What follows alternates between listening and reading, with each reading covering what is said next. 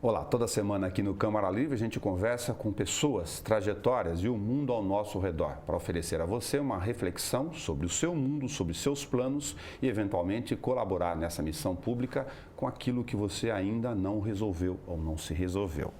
Lilian Pelizon Ribeiro. Ela nasceu em São Paulo, lá morou até os 12 anos, depois passou por Uberaba até caminhar até a região de Ribeirão Preto. Mas o que te traz aqui é para a gente conversar sobre pessoas. Obrigado por ter vindo. Eu que agradeço, Nelson. É um prazer estar aqui nessa cidade incrível. Lilian, como você morou até os 12 anos em São Paulo, isso pode ser um recorte da segunda infância, que a gente chama do ponto de vista daquela estratificação da psicologia, primeiro até os 7. Tudo bem, mas isso não importa. Todos temos uma memória afetiva de infância, um objeto, uma passagem, algo que lhe traz alguma coisa quando você recorda de um desses períodos. Pode ser na pré-adolescência, na adolescência, cada um tem o seu, depende do tamanho e da extensão da sua infância. Qual é a sua memória afetiva de infância? Minha memória afetiva, um objeto? Qualquer coisa?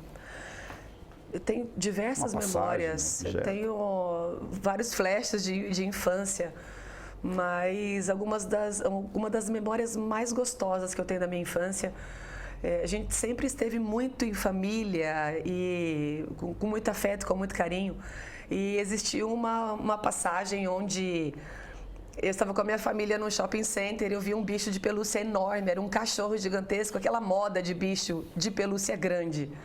E eu queria de qualquer jeito aquele cachorro. Era um bicho de pelúcia com orelhas grandes assim, fita amarrada nas orelhas, fitas vermelhas. E eu quis muito, aquilo me causou frustração, porque meu pai falou, eu não vou comprar isso para você hoje. Mas, na verdade, ele estava me preparando uma surpresa. Então, quando a gente voltou para o carro, estava lá o cachorro no porta-mala. E foi um momento muito gostoso, porque estávamos eu e o meu irmão do meio, que hoje é do meio, né? O meu irmão caçula não era nascido na época, mas foi uma coisa muito gostosa. A gente chegou com esse presente em casa e fizemos como se fosse uma sessão de fotos, minha, do meu irmão, com esse bicho, e é um momento muito gostoso para mim, uma lembrança de muito amor, de muito afeto, sabe? O que te levou ao direito? Naquela idade, o que fez você optar pela faculdade de Direito? Um senso de justiça, de querer fazer a diferença, de poder contribuir de alguma maneira para que as coisas fossem talvez menos desiguais. Na família tem alguém que atua na área de Direito? Eu tenho um primo que é advogado. Tá. E o que te fez depois de terminar o curso a falar, não é tão justo assim, não vou atuar? É que o conceito de justiça, ele é relativo. Então, para a parte que ganhou, aquilo foi justo. Mas para a parte que perdeu, aquilo talvez não tenha sido tão justo assim. Então, é assim, até que ponto a verdade atrapalha a justiça e até que ponto a justiça atrapalha a verdade? Nos livros funciona de forma incrivelmente perfeita. Mas, na prática, às vezes não funciona de forma tão perfeita assim. Existem regras, porém existem caminhos que podem burlar essas regras. Existem mecanismos que podem postergar algo que poderia ser resolvido facilmente para 5, 8, 10 anos.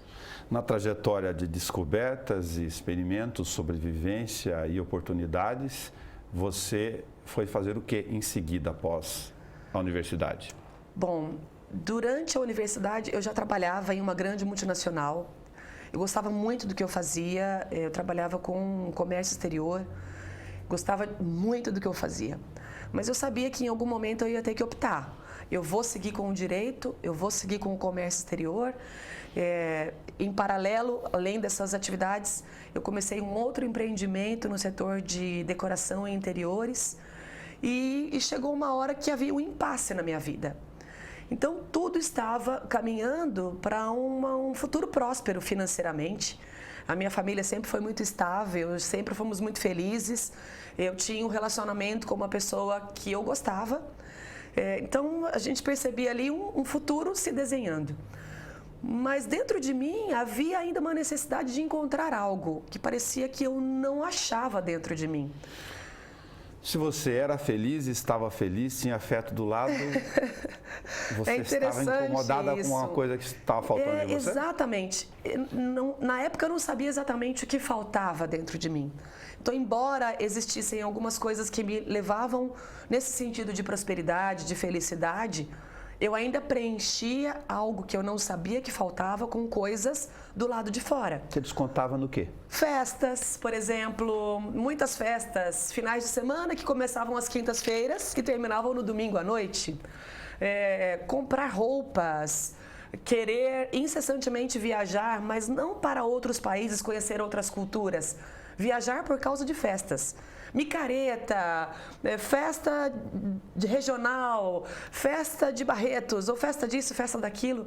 E isso tudo desprende um investimento financeiro grande. Só que isso não compensava a falta que existia dentro de mim. Porque aquela coisa, a gente compra roupa, na semana seguinte ela já não serve mais. Já deixou de ser novidade. E a gente quer outra roupa, e outra bolsa, outro sapato, outra festa, outra viagem, outra micareta. Até que um dia eu estava conversando com um amigo da mesma empresa, porém de outra unidade. Ele era representante comercial na cidade de São Paulo e eu morava em Uberaba, trabalhava na planta de Uberaba. E ele falou para mim: Lilian, eu fiz um treinamento que você vai adorar. É a tua cara, vai que você vai gostar. Ok. E ali tudo mudou para mim. Eu conheci uma pessoa que eu não conhecia. E eu passei a entender o que estava dentro de mim que me atrapalhava a chegar na felicidade que eu tanto buscava e nos objetivos profissionais que eu também tinha. Você se refere ao treinamento Você em Ribeirão Preto? Isso, treinamento Você. Eu fiz meu treinamento Você em São Paulo. Ok. Faz bastante tempo e o Instituto ainda estava em expansão. Então, se havia 5 unidades no Brasil todo, era muito. Hoje nós somos em mais de 30 unidades Brasil afora. E lá eu entendi, lá eu descobri uma pessoa que até então eu não conhecia. Uma Lilian que eu não havia percebido que morava dentro de mim. Com os seus próprios sentimentos, com as suas próprias ambições. E eu percebi que faltava um alinhamento. Então, não é que eu estava passando por alguma adversidade e essa adversidade me fez buscar algo. Aparentemente, eu vivia de forma muito feliz e próspera, mas alguma coisa ainda não estava completa dentro de mim. Era isso que eu sentia. O que estava faltando em você? Faltava eu me conhecer, faltava eu reconhecer a pessoa que eu era de verdade. Não as coisas que eu tinha, mas os sentimentos positivos e negativos que moravam dentro de mim. E dentro de um treinamento como esse, para desenvolvimento pessoal, um treinamento Você, existe um grande alinhamento. Que tipo de sentimentos eu quero continuar alimentando? Será que eu quero continuar dando força para sentimentos negativos que me atrapalham? Ou será que eu quero trabalhar todos eles e deixar disponível, trazer à tona tudo que tem de bom dentro de mim? Usa programação neurolinguística? Usa, totalmente. Programação neurolinguística, técnicas para gestão de pessoas, liderança, comunicação intra e interpessoal. Além de se comunicar com os outros, a gente precisa se comunicar com a gente mesmo. Então, que tempo a gente tira para se comunicar com a gente mesmo? Será que nós temos projetos e a gente realmente entende que esses projetos fazem parte de nós? Ou será que a gente vai levando a vida sem muito rumo e o que tiver que ser, o que for será? Será que a gente direciona o que a gente realmente quer fazer ou a gente espera a vida me levar? Esta nossa conversa é um recorte. A gente vai fazer recortes para poder tentar transferir as nossas experiências a partir de você para quem está do lado de lá. De que forma o que a gente chama de imersão, não sendo técnico, mas para poder comentar isso, é um mergulho tal dentro de si para que você descubra ou consiga ver diante do seu próprio espelho aquilo que você não enxergava. Exatamente. Um treinamento como o treinamento Você, por exemplo, é um processo de imersão por 2 razões. A pessoa sai da sua própria rotina, sai da sua realidade e é imersa em um processo de um final de semana. Então, ela não volta para casa, ela sai da casa dela numa sexta-feira à noite e fica imersa em um hotel até domingo à tarde, quando termina o processo. Para que serve isso? para que ela possa imergir em outro sentido, para dentro dela. Se a gente permite que a pessoa volte para casa, qualquer distração pode tirar o foco de onde precisa estar. E aí essa imersão, esse mergulho que ela precisa fazer para encontrar coisas que estão gravadas em um âmbito muito profundo do nosso ser, lá no nosso inconsciente, isso já é perdido.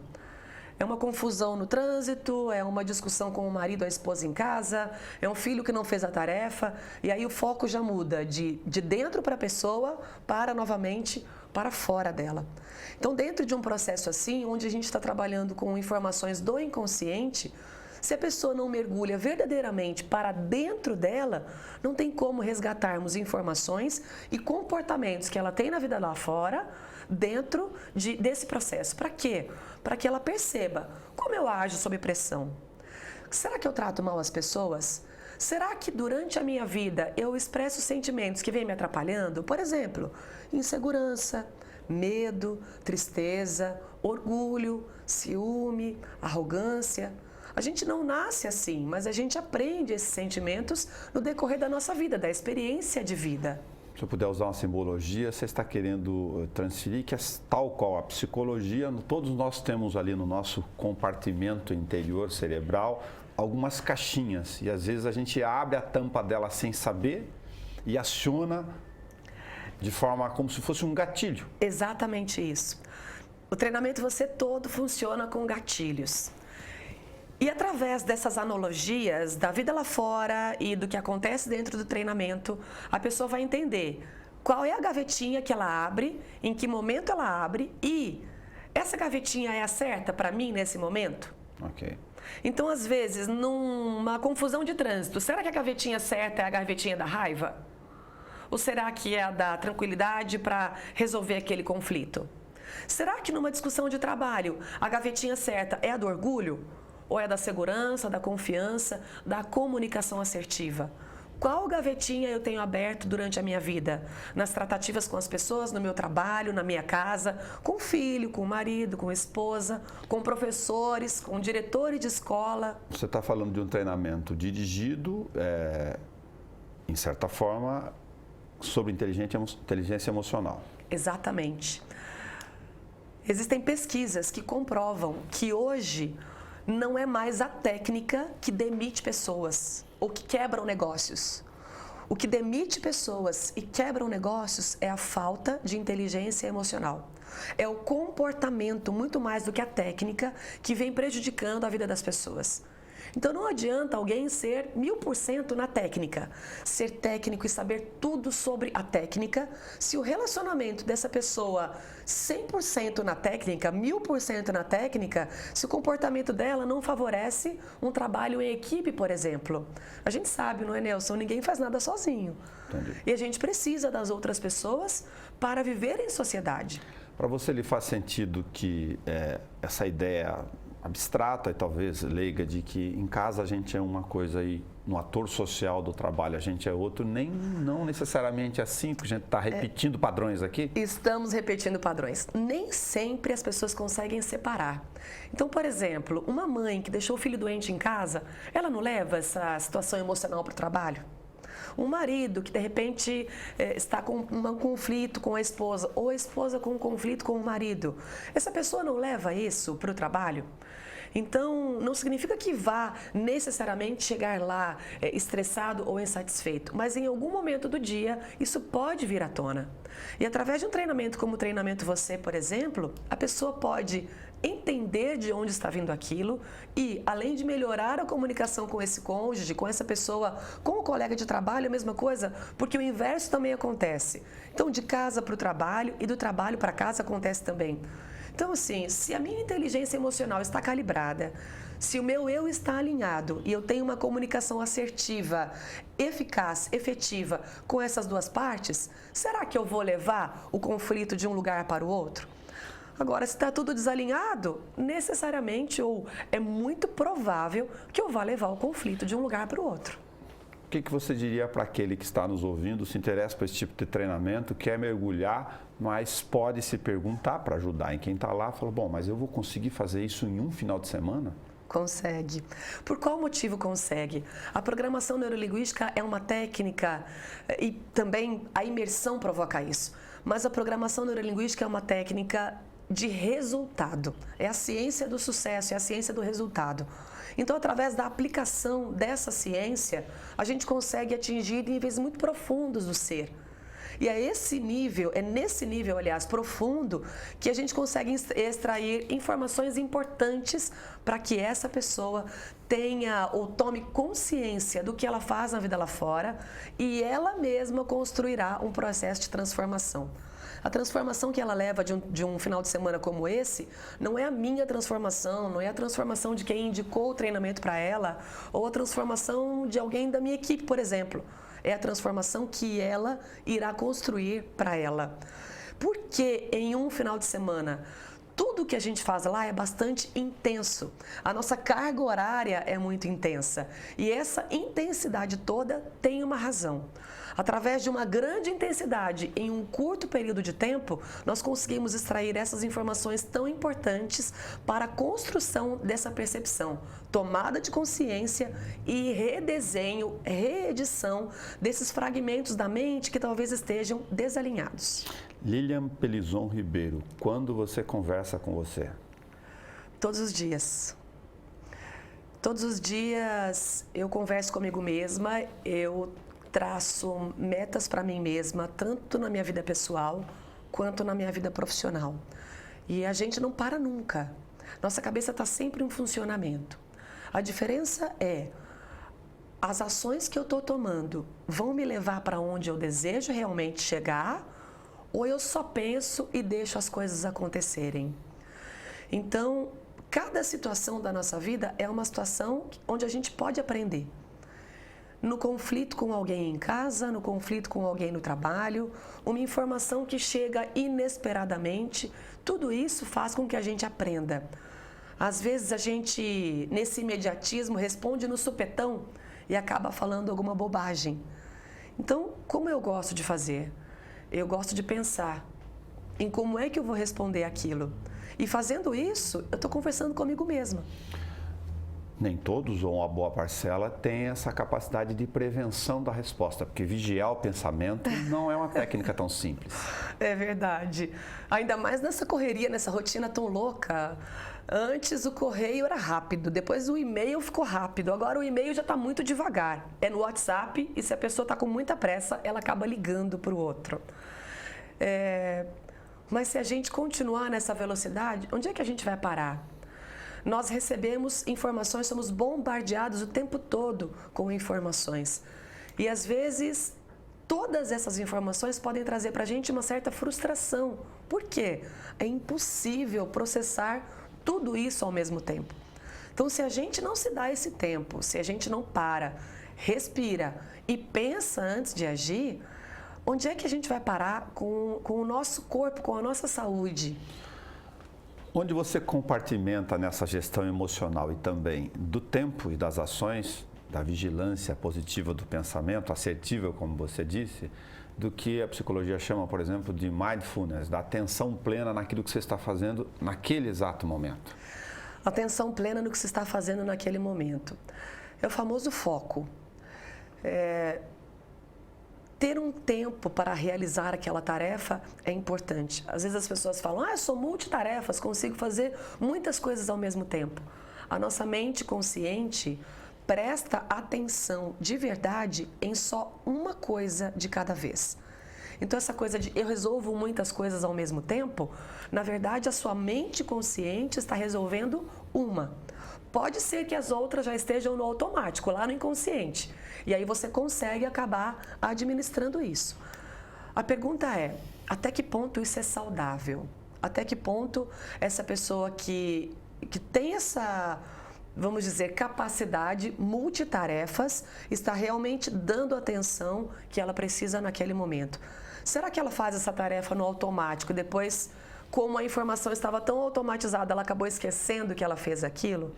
Então é preciso que eu tenha um tempo para realizar essa tarefa Quando a gente programa o dia, pô, eu vou fazer isso, eu tenho 1 hora reservado para essa tarefa e eu me dedico a fazer aquela tarefa, ali está o meu foco, ali está a minha força. Então, ali eu estou dedicando a minha atenção, eu estou dedicando o meu pensamento exclusivamente para aquilo. Ali eu tenho a oportunidade de testar as coisas que eu estou lendo ou escrevendo. A minha cabeça tem tempo para pensar se aquilo vai funcionar ou não vai funcionar. Se eu estou fazendo muitas coisas ao mesmo tempo, eu não tenho essa percepção.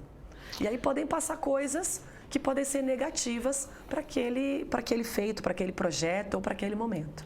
Os padrões de comportamento podem nos criar obstáculos que, por hora, não conseguimos visualizar se não fizermos esse mergulho e, por outra hora, atrapalhar essa rota toda aí? Podem. Os comportamentos vêm de algum lugar. De onde? Dos nossos pensamentos. Eu penso, eu sinto, eu faço. Então, tudo o que a gente faz é feito por uma motivação. O que é que está me motivando? A nossa motivação vem do nosso nível de crença, de valor. Qual é o valor que aquilo tem para mim? Se aquilo tem um grande valor para mim, a minha motivação é alta. Se aquilo tem um valor pequeno, a minha motivação é baixa. Se eu acredito bastante, de novo, minha motivação é alta. Se eu acredito só um pouquinho, a minha motivação é baixa. Eu sempre dou exemplo para os meus participantes de quando a gente está apaixonado. Quando a gente está apaixonado, a gente está motivado a fazer, a encontrar a pessoa ou a realizar a tarefa, executar um projeto. E nem sempre a gente se apaixona por alguém. A gente pode se apaixonar por alguma coisa, por um projeto, por um feito, por uma causa. Se eu estou muito apaixonado por aquela causa, não tem tempo ruim. Pode estar chovendo, a gente pode estar sem dinheiro, o carro pode estar sem gasolina na garagem ou a moto. Coisas ruins podem estar acontecendo. Mas se a minha motivação é grande, eu dou um jeito. Se a minha motivação é baixa, se eu estou pouco apaixonado ou se eu estou desinteressado naquilo, o que acontece com a motivação? É pequena. Então o carro pode estar abastecido na garagem, a carteira cheia de dinheiro, o sol brilhando lá fora ou até mesmo a lua. Eu não tenho motivação, eu não quero fazer aquilo, eu não faço. E aí vem as desculpas. Ah, é porque o cachorro da minha tia morreu, ou a minha unha encravou, caiu um fio de cabelo. Desculpinhas, historinhas que a gente conta para mostrar de forma inconsciente que a gente não está motivado. Lilian, as pessoas, de certa forma, então, têm medo de se enfrentar, ou enfrentar todos esses padrões, essas crenças, distorções? Na maioria das vezes. É desafiador, não é, Nelson? Olhar para algumas coisas que às vezes nos habitam e que para algumas pessoas ou para a maioria das pessoas são coisas feias. Ninguém gosta de se reconhecer orgulhoso ou arrogante ou até mesmo ciumento, medroso, inseguro, mentiroso. E todas essas são características que acometem as pessoas. É muito comum dentro dos nossos treinamentos as pessoas, quando percebem que aquele sentimento é o que vinha verdadeiramente atrapalhando, com uma caída de ficha, né? A tomada de consciência é tão grande, elas se emocionam demais. Por quê? Elas finalmente encontram o que realmente fazia diferença de forma negativa. E o porquê de não estarem conseguindo, de repente, sucesso profissional, ou na vida pessoal, ou porque, de repente, acredita que tem um casamento fracassado, ou um mau relacionamento com o pai, com mãe, com filhos, no trabalho, com os colegas, com o patrão ou com os funcionários. Isso, de certa forma, usando um exemplo entre vários possíveis, explicaria para quem está assistindo do lado de lá por que a gente encontra nas relações de vida um cara que é fera em criar um grande projeto, mas quando abriu a empresa dele não deu certo. Não deu certo. Provavelmente a ideia era muito boa, mas o comportamento estava inadequado. O mundo está cheio de intenções positivas e essa é uma das premissas da programação neurolinguística. Toda ação tem uma intenção positiva. Porém, o comportamento muitas vezes pode ser inadequado.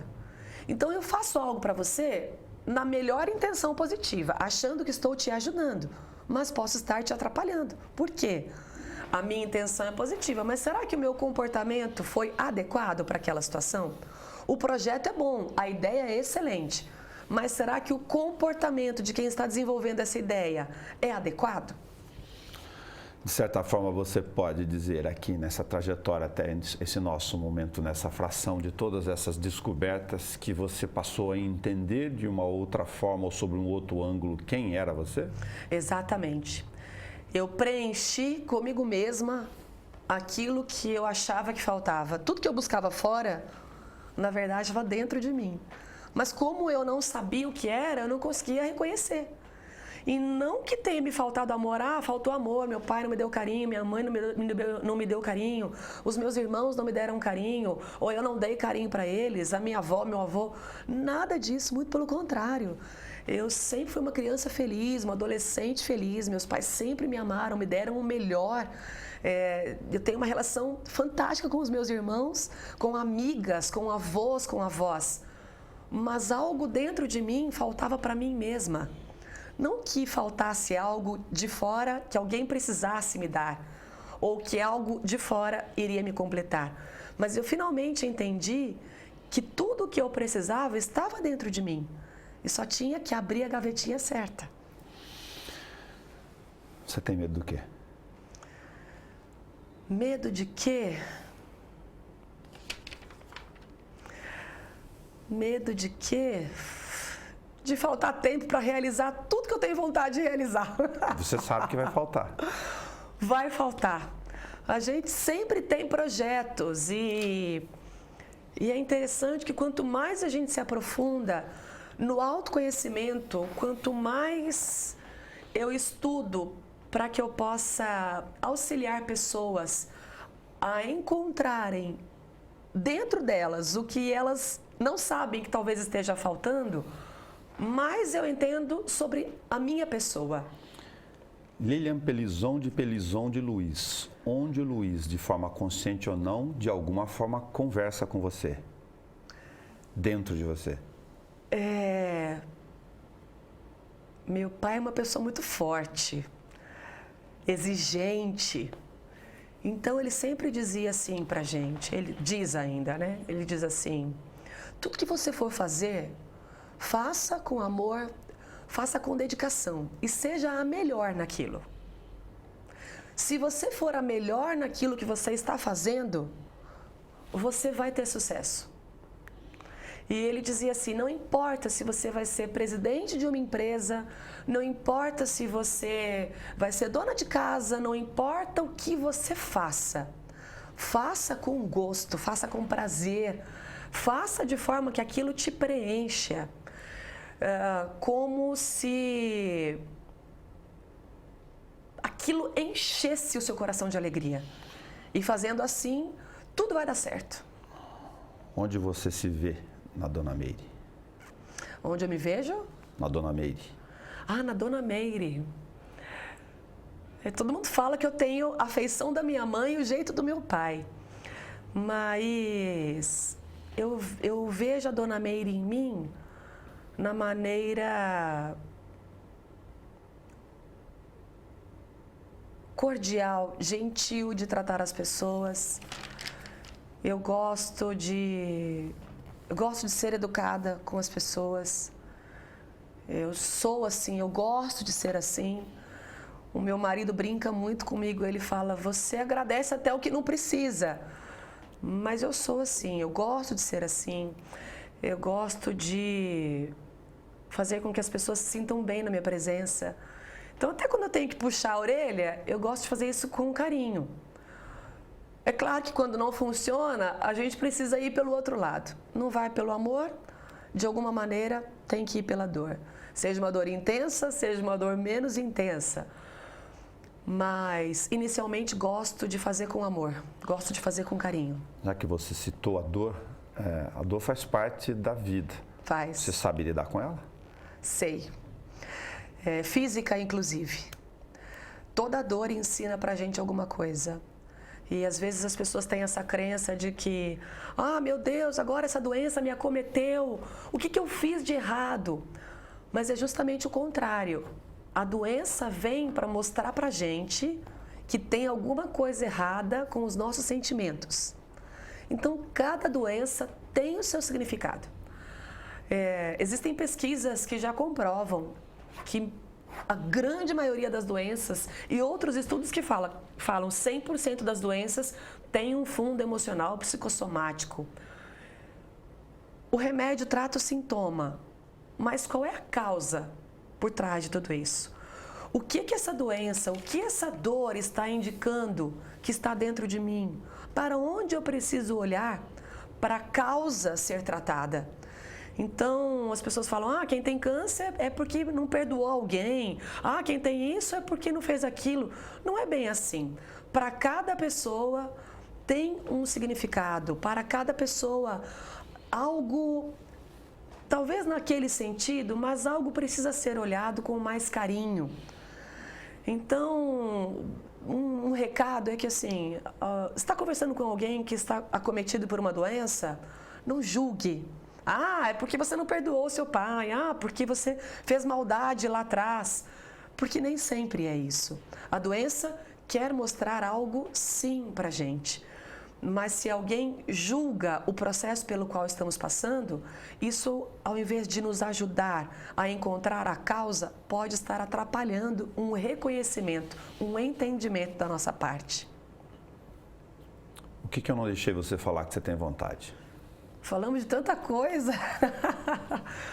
Falamos bastante de muitas coisas. E acredito que falamos de tudo um pouco. O que eu não falei que você gostaria de ter ouvido? Lilian Pelizon Ribeiro, muito obrigado por ter vindo aqui. Eu que agradeço, Nelson. Foi um prazer estar aqui e poder transmitir para as pessoas que estão nos assistindo um pouquinho da importância de olhar para dentro, de vigiar os comportamentos e principalmente a matriz, os pensamentos. E como a gente conversou um pouquinho antes, para qualquer pessoa, esteja ela num nível mais privilegiado ou num nível mais baixo, todas as pessoas merecem esse olhar cuidadoso e carinhoso para dentro de si. Muitos sentimentos podem estar atrapalhando essa pessoa e ela ainda não percebeu que é algo que está dentro dela, que está impedindo ela de alcançar o êxito em algum âmbito da vida, seja profissional, seja pessoal. Por que o meu casamento não dá certo? Por que eu não consigo chegar no sucesso que eu desejo? Por qual motivo eu estou tendo dificuldade com os meus filhos, ou com os meus pais, ou com os meus amigos? O que está acontecendo para que isso esteja desorganizado na minha vida? Todas as pessoas merecem fazer esse olhar, cuidar de si mesmo com carinho. Muito obrigado. Você gostou de Uberaba? Oi? O tempo que você conviveu lá? Muito, muito. A maior parte das minhas referências são de lá. Eu morei em São Paulo, era muito criança ainda, eu saí de lá muito criança. Eu tenho muitas lembranças da minha infância, de brincar na rua, de correr e tudo mais, mas da adolescência mesmo, a formação de caráter, o jeito de falar, algumas coisas que só o interior pode ensinar pra gente, tem o pezinho mineiro lá. Obrigado ao seu Luiz, a dona Meire e o Rafael por trazer a Lilian para conversar com a gente aqui. Eu agradeço muito, muito o convite.